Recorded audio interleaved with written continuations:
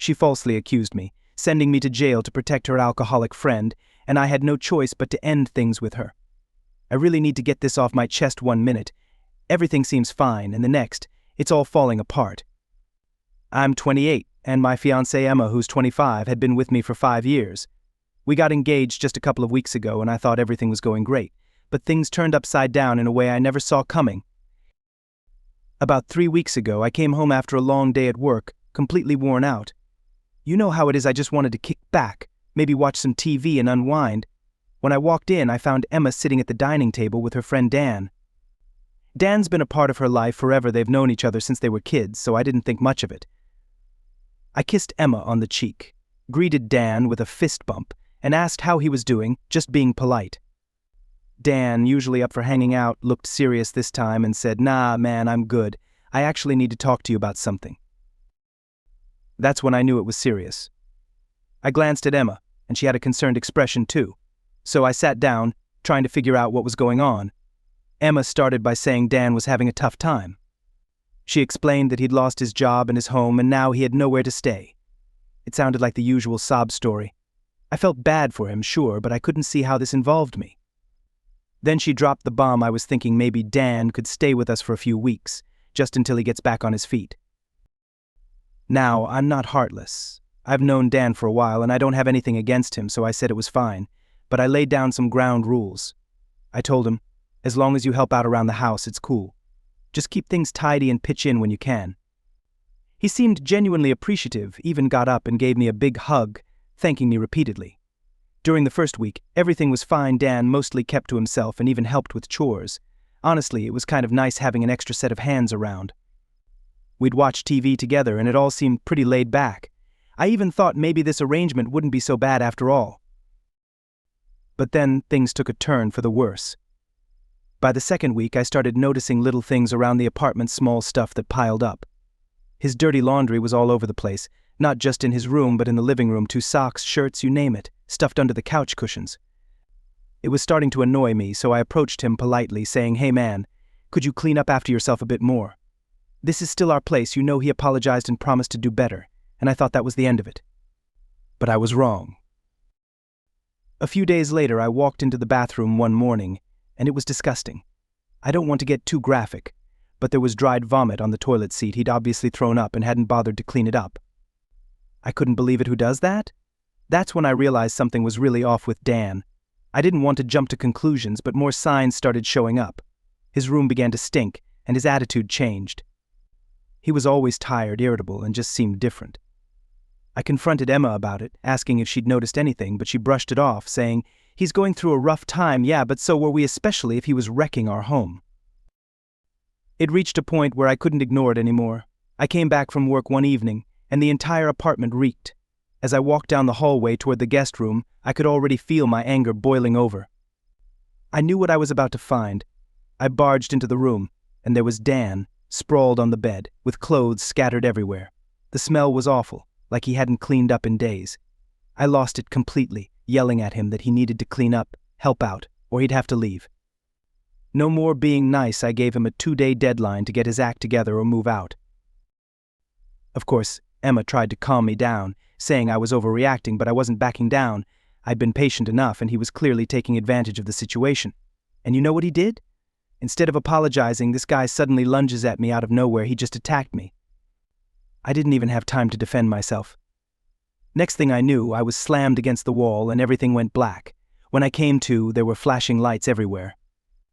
It took me a moment to realize it wasn't a bad dream. 2 cops were standing over me, one of them shining a flashlight in my face, and I could hear Emma's voice in the background. I tried to sit up, but my head was throbbing, and I felt completely out of it. One of the officers helped me to my feet, and I asked what was going on. He told me they'd received a call from Emma, saying I'd gotten violent and attacked her and Dan. I was stunned. What was he talking about? I attacked them? It didn't make any sense, but the cops weren't interested in my version of events. They hauled me outside, and I caught a glimpse of Emma and Dan speaking to the officers, looking like they were the victims. I barely remember being put into the squad car, but I'll never forget seeing Emma standing there next to Dan, looking upset like I was the bad guy. It felt like I was trapped in a nightmare. Everything after that was a blur. I hardly even remember the ride to the police station. All I know is that I ended up in a holding cell, my head pounding, trying to understand how everything had fallen apart so quickly.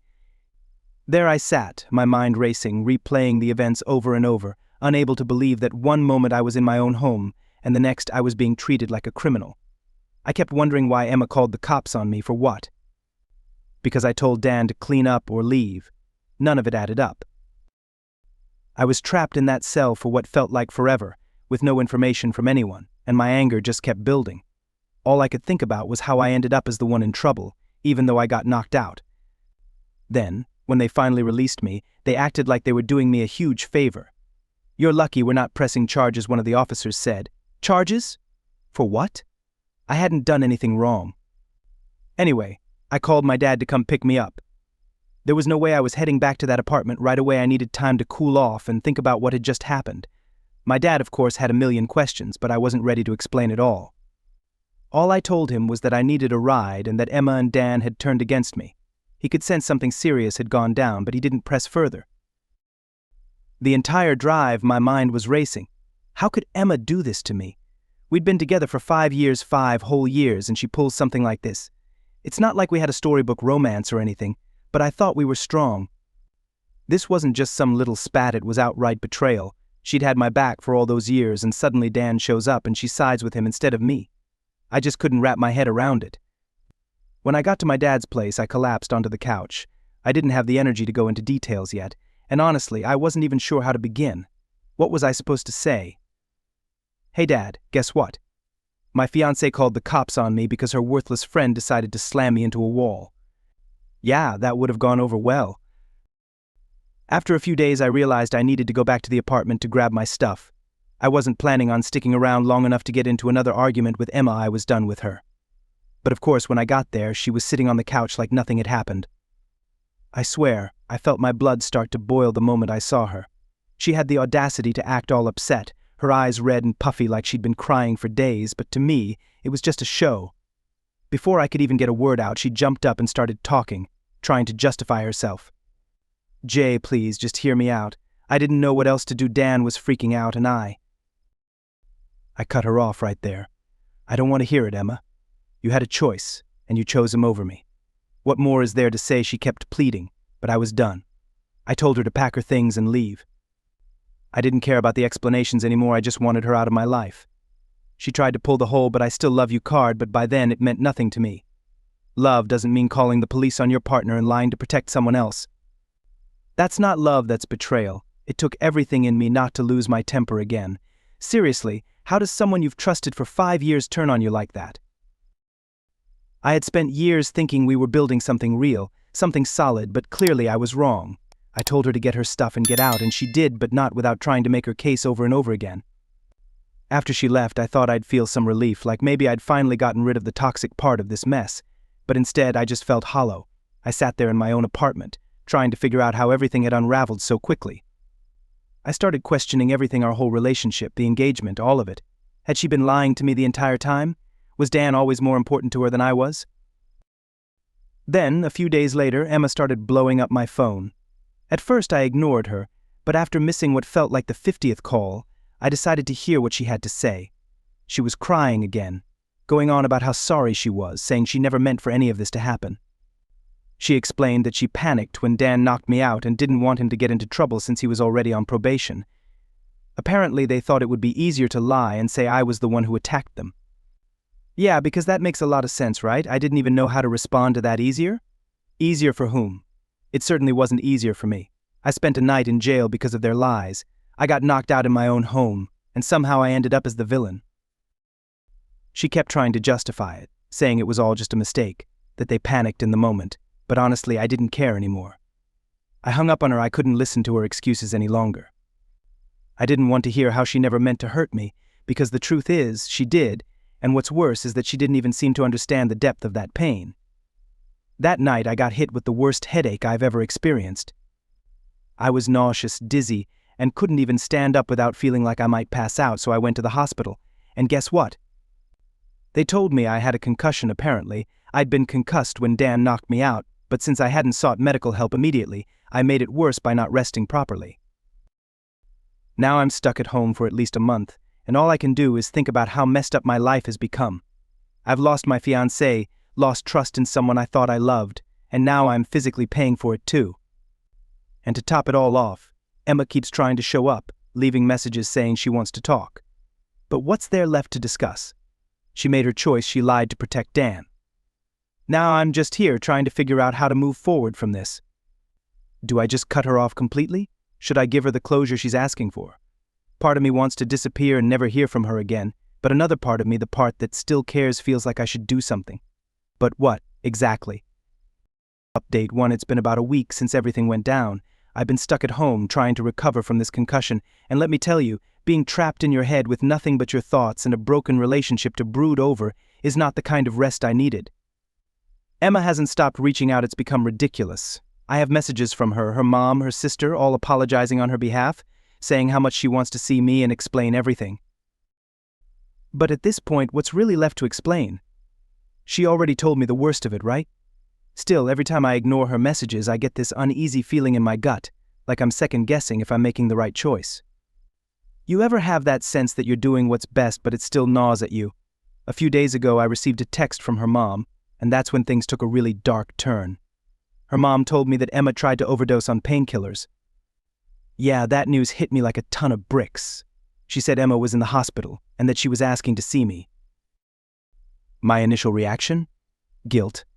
I mean, I had been avoiding her for a whole week, and now she was in the hospital. But then the anger set in. Was this just another way to manipulate me? I know that sounds harsh, but after everything she did, lying to the police, throwing me under the bus for Dan of all people, I can't help but question everything she says or does now. I kept wondering if this was just an attempt to make me feel guilty, or if she was genuinely at such a low point. I didn't respond to her mom right away. I just sat there, phone in hand, staring at the message while my thoughts raced. Part of me wanted to rush to the hospital and make sure she was okay, but another part, the one still angry and hurt, wanted to stay far away from that whole mess. What would even happen if I went there? Would it just be another round of excuses and I didn't mean to or would I find out that she was truly sorry, that she really had hit rock bottom?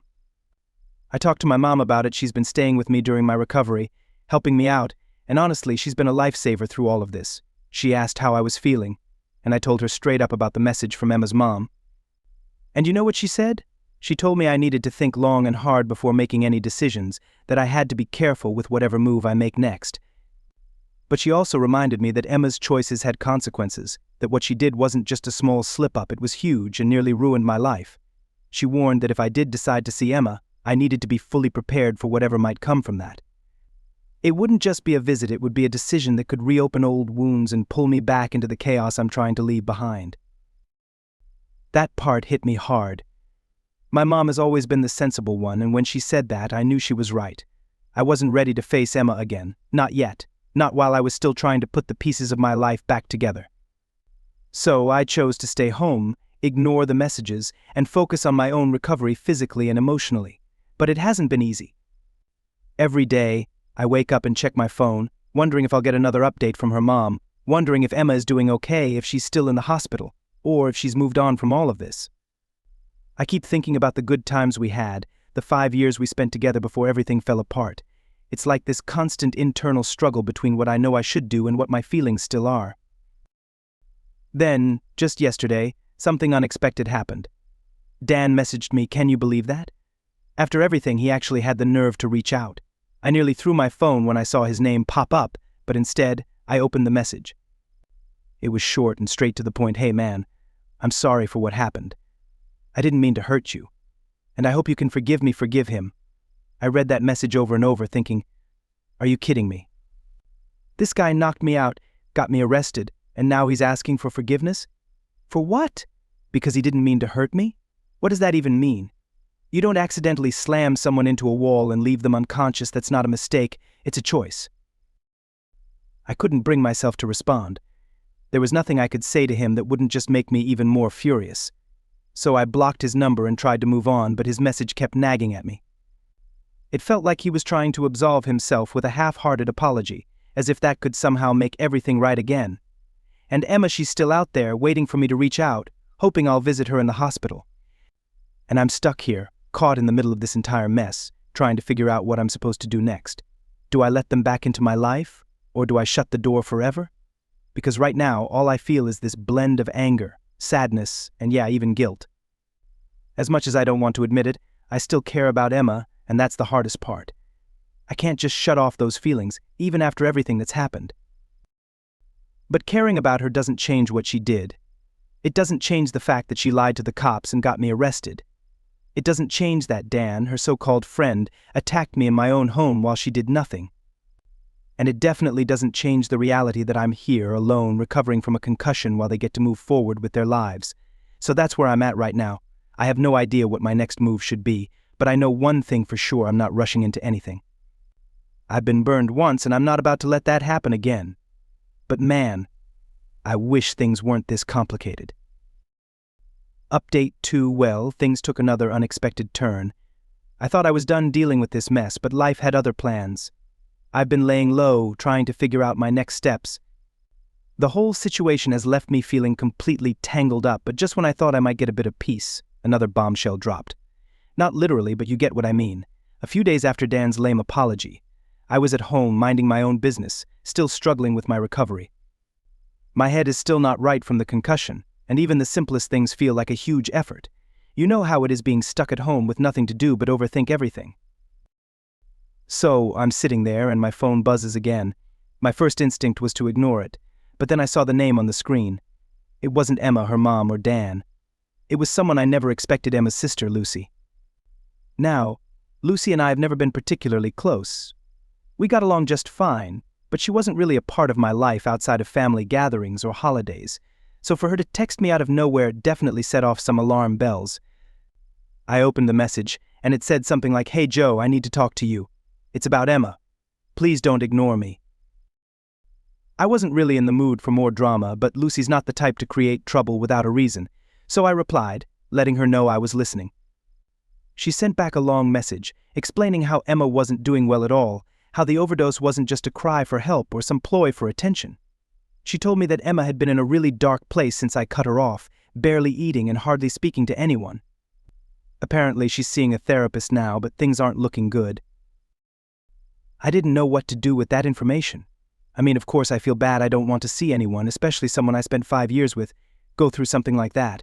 But at the same time, I can't forget what Emma did. It's not like I can just forget everything and go back to the way things were. That's not how it works. Lucy's message kept talking about how Emma's been trying to make things right, how she regrets it all, and how she really needs to speak with me. I found myself staring at my phone, wondering if maybe I should let her explain herself. But every time I thought about it, all I could remember was the deep sense of betrayal, how she chose Dan over me when it mattered most. That's not something you just move on from. So I asked Lucy directly, do you think she's being honest, or is this just another attempt to get sympathy? I know it sounds harsh, but I had to ask after everything that's happened. Lucy replied almost immediately, saying, "I've never seen her like this, Joe. She's not pretending. She's genuinely struggling and knows she messed up big time that hit me harder than I expected. Maybe she really does regret it all. But even if she does that actually change anything? Can you truly forgive someone after what happened?" I still wasn't sure, so I told Lucy I needed more time to think about it, and she said she understood but hoped I'd talk to Emma soon. Here's the thing: part of me wants to see her, to hear her out, to find out if she's truly sorry or if it's just more excuses. But another part of me thinks, why would you put yourself through that again? Ever since I got that message, I've been going back and forth in my mind. It feels like I'm stuck in this cycle of wanting to move on, but also feeling like I need some kind of closure. So I tried to clear my head, went out for a walk, hoping some fresh air might help. But of course, just my luck, I ran into Dan. It's like this guy has the worst timing imaginable. There he was, standing there like he'd been waiting for me or something. I thought about just walking by, but then he called out, "Joe, wait," against my better judgment. I stopped. I wasn't looking for another argument, but I wasn't going to run away either. Dan came over, and before I could even say a word, he started talking. He said, "Look, man, I know you hate me right now, and I understand why. I messed up big time, but I just want to explain myself." I really didn't want to hear his excuses, but I let him speak anyway. He started talking about how rough things had been for him, how losing his job and getting evicted messed with his head. He admitted that what he did was completely out of line, that attacking me was the worst thing he could have done, and that he's been trying to figure out how to make things right. But then he said something I didn't expect. He told me that he and Emma haven't spoken since the night I got arrested. Apparently, after I kicked her out, she cut off all contact with him too. Dan seemed genuinely upset when he said that, like he truly cared about her and didn't know what to do now that she wasn't speaking to him. I didn't know how to feel about that. On the one hand, it was good that Emma finally realized Dan was a negative influence in her life. But on the other hand, why did it take all this chaos for her to see who he really was? Why didn't she see it sooner? I didn't say much to Dan. I just told him, "You can't fix this.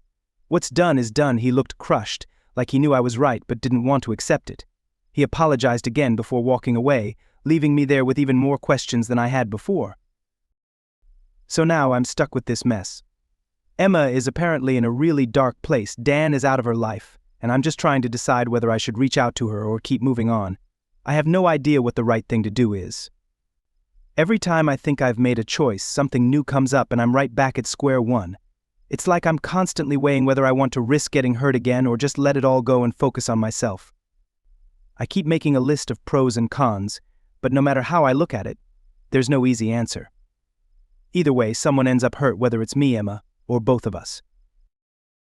So yeah, that's where I am, caught in this limbo, uncertain of what comes next. Part of me thinks I should just cut ties entirely and move forward, but another part feels like I need to see this through, to find out if Emma really has changed. It's a mess, man, a real mess. And I have no clue how to find my way out of it. Update 3: after my run-in with Dan and Lucy's message about Emma, I spent the next few days holed up in my apartment, trying to clear my head. Every time I thought I had things sorted, I'd find myself doubting my decisions all over again. Honestly, it was driving me crazy. But then something unexpected happened. Emma reached out directly again, but this time she sent a long text instead of calling or showing up at my place. I wasn't sure if I should even open it. I stared at my phone for a good 5 minutes, just debating if I really wanted to read it. But in the end, curiosity got the best of me, and I opened the message. Her text started with a genuine apology, not one of those "I'm sorry" but kind of messages. She admitted that she knew she'd made mistakes she couldn't undo. That picking Dan over me in that moment was the biggest regret of her life, and that she didn't expect me to forgive her. She went on to describe how lost she's been since everything fell apart, how she's been struggling to make sense of it all but realizes now that no amount of excuses can undo what happened. It was clear that this wasn't just a quick apology. She laid everything out, explaining how she's been going to therapy, trying to understand why she acted the way she did, and working on herself. Emma said she didn't want to hurt me anymore and that she wasn't reaching out to beg for a second chance. She just needed to share her side of things. She ended the message by saying she hoped I could one day understand why she did what she did, even if we could never be okay again. After reading it, I had to sit down for a moment and just breathe. It's a strange feeling, getting an apology like that after everything that's happened. Part of me felt relieved, like maybe I could finally let go of some of the anger I'd been holding on to. But another part of me still wondered, is this really enough? Does it change anything? I didn't reply right away. I needed time to think. Sure, it was a sincere apology, but did that mean I was ready to talk to her again? Was I prepared to reopen that chapter, knowing that once I did, I couldn't just close it again? That's when things started to feel more complicated. Later that night, I told my mom about the message. I hadn't shared the latest update with her yet, so I filled her in on everything Emma had said. Her response surprised me. She didn't jump to saying I should forgive Emma or insist that I should just move on. Instead, she told me something that really stuck with me. She said, "Joe, sometimes people do awful things, but that doesn't mean they're awful people. You need to decide if this is something you can move past, not for her, but for yourself." And that really got me thinking. It wasn't just about holding on to the anger because I couldn't forgive Emma. I clung to it because a part of me was afraid of what might happen if I did let it go. Like, if I released that anger, what would be left?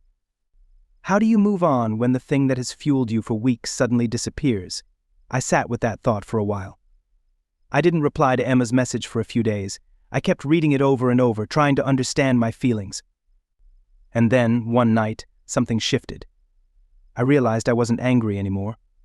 Sure, I was still hurt, and I knew that pain wouldn't fade anytime soon, but the rage, it was gone. I wasn't burning with it like before. It felt strange. I hadn't expected to experience that change, but there it was. That's when I decided to reply to Emma. I kept my message brief but honest. I told her that I appreciated her apology, that I could see she was sincere, and that I hoped she was truly working on herself. I made it clear that I didn't know what the future held for us, but I wasn't ready to shut her out completely. I didn't make any promises, I just left the door slightly open. Her reply came almost immediately. She thanked me, saying it meant more to her than I could understand, and that she wasn't expecting anything from me, she just wanted me to know she was trying to improve herself. And honestly, that was enough for me at that moment. I wasn't ready to jump back into anything, but it felt like things were finally starting to settle down, like maybe I could begin moving forward. But just when I thought I'd found a little bit of peace, the universe threw another curveball my way. Out of nowhere, I received a message from Dan. Yes, Dan again. This time, though, it wasn't some weak apology or plea for forgiveness. Instead, it was a long, rambling confession about how he and Emma had been secretly seeing each other for some time. He said he couldn't keep the secret anymore and felt like he needed to come clean. I was stunned. Sure, I'd had my doubts when everything fell apart, but seeing it confirmed, it felt like being punched in the stomach all over again. I sat there, staring at my phone, rereading his words. They'd been sneaking around while I was at work, while I was working hard to ensure we had a place to live, and she had the audacity to act like the victim, to beg for my forgiveness after all of that. In that instant, everything shifted again. The anger came rushing back, not just toward Emma, but toward myself too. How could I have been so blind? How did I let them both make a fool out of me like that? I didn't reply to Dan, there was no point, but I did send Emma one last message. It was short, and I didn't hold back. I told her I knew about her and Dan, that I was aware they'd been lying to me for who knows how long, and that I was really done this time. I told her I didn't need any more explanations or apologies, I just wanted her out of my life for good. She didn't respond, not that night, not the next day, not ever. And honestly, I think that's for the best. Sometimes things get so damaged that they can't be repaired, and I guess this was one of those situations. So yeah, that's where I am now. It's truly over this time, no more what-ifs, no more second chances, just me, taking one step forward at a time.